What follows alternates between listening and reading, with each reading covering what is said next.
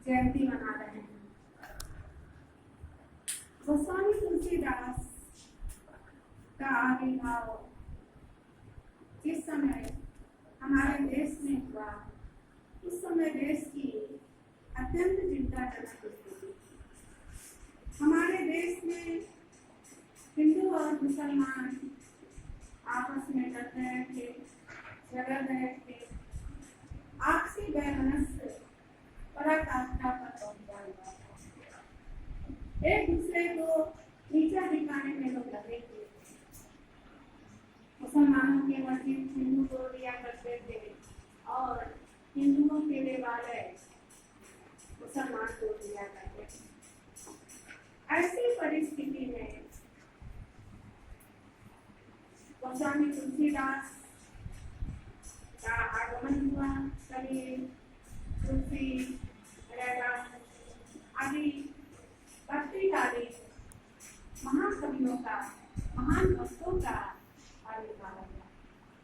और चूंकि आज गोस्वामी तुलसीदास की बात है, उन्होंने भक्ति की जो मंदाकिनी, जो सुस्तरी प्रवाहित हुई, उन्होंने हमारे समस्त हिंदू और मुसलमान भारतवासियों के लिए भक्ति की जो सुस्तरी प्रवाहित की, वह सराहनीय है, वंदनीय है, अनुकरणीय है और आज भी साथ जैसे और प्रार्थना। मैं थोड़ा और कर दूं कि गोस्वामी तुलसीदास हिंदी साहित्य के भक्ति काल के सर्वोच्च भक्ति धारा के रामाश्रयी शाखा के सर्वश्रेष्ठ कवि माने जाते हैं। गोस्वामी तुलसीदास ने हम भारतवासियों को जो रामचरितमानस के रूप में उनसे जो बहुमूल्य देश है, बहुमूल्य जो भाव उन्होंने दिया, वह अनुकरणीय है। क्योंकि रामचरितमानस नामक जो महाकाव्य है, उसमें भक्ति के साथ साथ साहित्य और ज्ञान का सम्मिलन है। अर्थात भक्ति, ज्ञान, कवित्व की त्रिवेणी के रूप में हम उनके रामचरितमानस को देखते हैं। गोस्वामी विमल बाबू ने कहा है कि उस समय की जो स्थिति थी वो कितनी सराहनीय थी, कितना प्रेम था आपस में।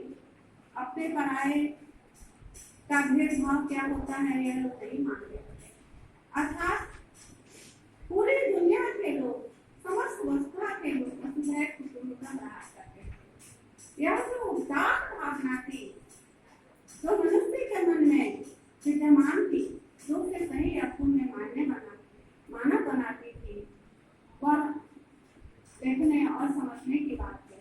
और रामचरितमानस में क्या नहीं है, सब कुछ है।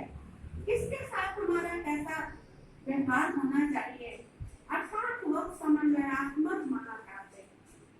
गोस्वामी तुलसीदास का रामचरितमानस एक समन्वयात्मक महाकाव्य है। राजा का प्रजा के साथ क्या संबंध होना चाहिए, पति का पत्नी के साथ कैसा संबंध होना चाहिए, जिया बिनु देह नदी बिनु बारी वैसी अनाथ पुरुष नारी। अर्थात पति पत्नी का संबंध संसार के सारे संबंधों में सबसे निकटतम संबंध है। क्योंकि अपने सुख दुख में उसे हम जितना भागीदार बनाते हैं, बांटते हैं, उसका कार्य होते हैं। माता का पुत्र के साथ कैसा संबंध होना चाहिए और पुत्र का माँ के साथ क्या संबंध होना चाहिए।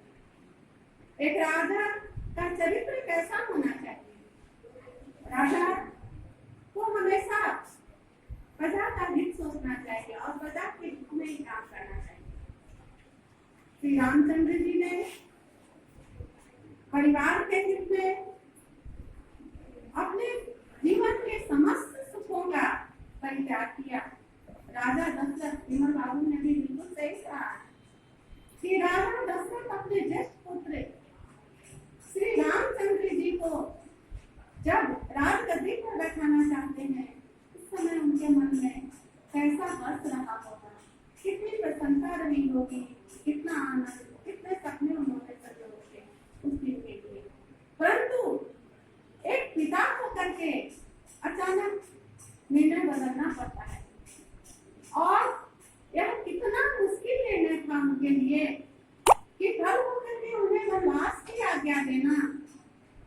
कितनी तपन, कितनी आत्मग्लानि, कितना पश्चाताप, कितना उन्होंने अपने आप को धिक्कारा होगा, क्योंकि वह वचन बदली। और रघुकुल रीति सदा चली आई, प्राण जाए पर वचन न जाए। रघुकुल वाले हमेशा अपने वचन का निर्वाह करते हैं। राम जैसा पुत्र होना, मर्यादा पुरुषोत्तम जो हमेशा मर्यादित जीवन जीते हैं, हमेशा मर्यादा में रह करके, चाहे वो पारिवारिक मर्यादा हो या राज्य से संबंधित हो या दूसरे रिश्ते नाते या समाज के प्रति, हमेशा उन्होंने मर्यादा का निर्माण किया, एक मर्यादित जीवन का। परिवार में कोई टूटन नहीं हो, कोई बिखराव नहीं हो, इसलिए जो पारिवारिक समस्याएं आती थी, उन समस्याओं का भी उन्होंने बड़े विवेकपूर्ण ढंग से सुलझाया। होने की बात है, वक्त की बात होती है।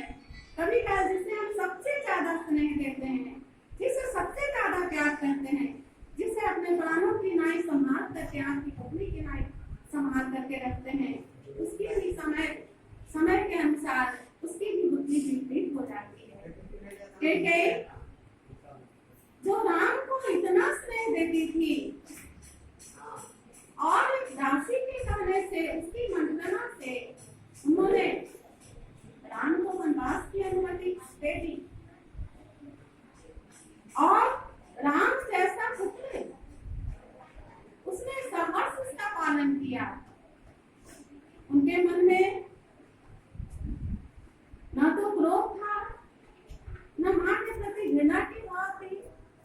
उसने बड़े सहज रूप से मातृ आज्ञा का पालन किया।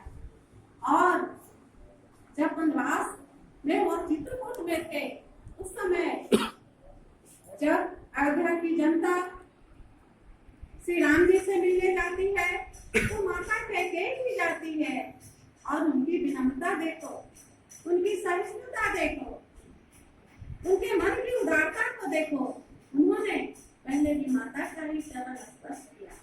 यह है हमारी भारतीय संस्कृति, यह है हमारी सभ्यता, जो रामचरितमानस में फूट फूट करके भरा हुआ है। सीता जैसी पत्नी होना, राम जहाँ मर्यादा पुरुषोत्तम थे, शील, शक्ति और सौंदर्य से समन्वित जिनका व्यक्तित्व था, वहाँ सीता जैसी सुलक्षणा नारी का पत्नी के रूप में विदेहराज राजा जनक की पुत्री को पत्नी के रूप में ग्रहण करना बड़े सौभाग्य की बात है, क्योंकि उसने दोनों कुलों का मान रखा, दोनों कुलों का उद्धार किया। सीता जी भी राम के साथ वन गमन को जाती है, बन जाती है।